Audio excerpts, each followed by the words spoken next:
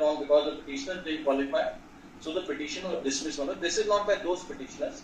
My lord, will please come to Annexure P4, page 257. Tell us what is the point that you are trying to explain. Yes, point, my lords, is a neat point, my lords. My lords, in All India Judges Case 2002, held that 3 years practice cannot be laid down as a criteria for appearing in the civil judges examination, entry level. My lords also observed within para 40 clearly that if any deviation from these directions has to happen, then it can happen by way of appropriating, instituting appropriate proceeding before this court only, and all the high courts and state governments are bound by.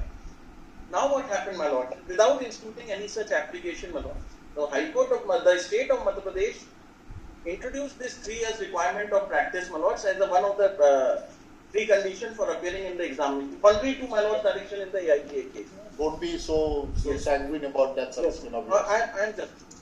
And alternatively, my lords, the requirement that was fixed was that either 3 years or 70% marks in the aggregate of 5 years or 3 years of law in the first attempt without 80 So I should not be failing in any of the law and non-law, even viable both the subject. Yes. Now, my lords, I have, for the purposes of today, my lords, though multiple arguments were made, there were multiple issues raised before the High Court. For today, my lords, I have 4 submissions, on which, my lords, I'll address, my lords.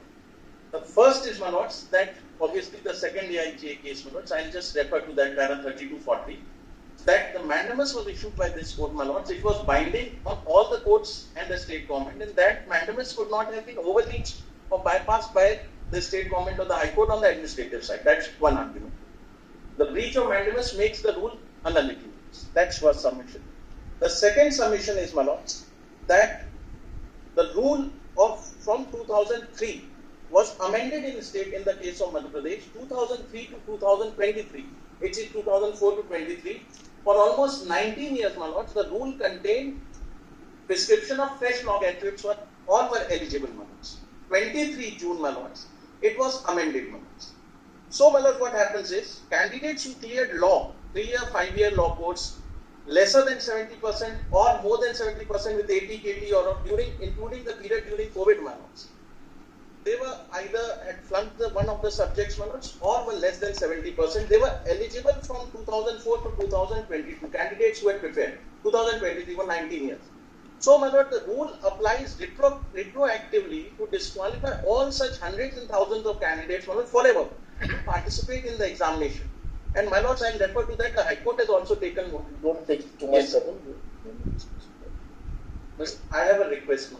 We are not going to entertain it. Yes. It took some years of learning out of the experience, and that is why these rules are incorporated. So we are not going to entertain it. Heard Mr. Siddhartha R. Gupta, Learned Counsel appearing for the petitioner.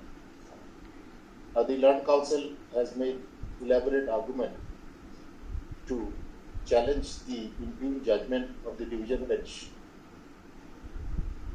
upholding the validity of the rule. What is the full name of the rule? Well, this is Rule 7, titled as Eligibility.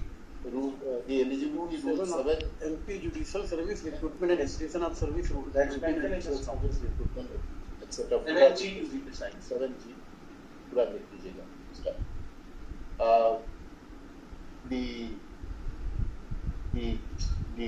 The justification given by the High Court to uphold the validity of rule have been taken into account. Stop. No infirmity. We see no reason to interfere with the same view. Stop. The SLP is accordingly dismissed. May I just make one request?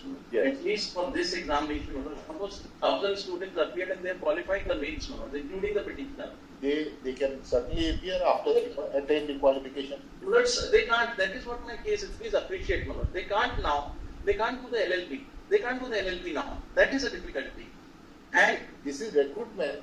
Yes, my lord. They can't do LLB now. What are you talking about? Yes, my lord. I am ready. No. What LLB? Yes, my lord.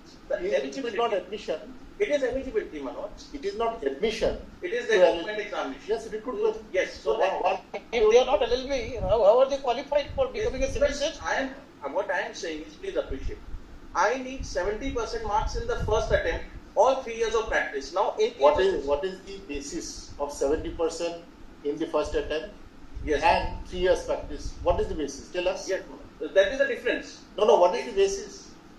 This is to attract Yes. people who are good, Yes. who would be improving the judicial system. Yes. That's all. I agree. So that is the only thing. I am just submitting. My lordship, just give me 30 seconds. Manoj. Perhaps I have not been able to convey myself.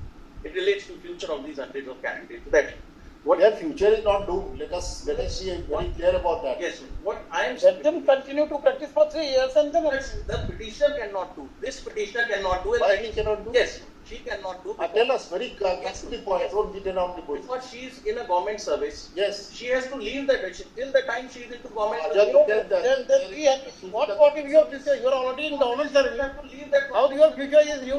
Then if you choose to remain in the government service, you remain in the government service. You have to have the options. You can't be. That's why the expression you can't. What is the expression of cake? Eat the cake. Have my cake and eat it. Exactly. Yes. Exactly. You put it in the right perspective. Yes. Dismiss. This is what I was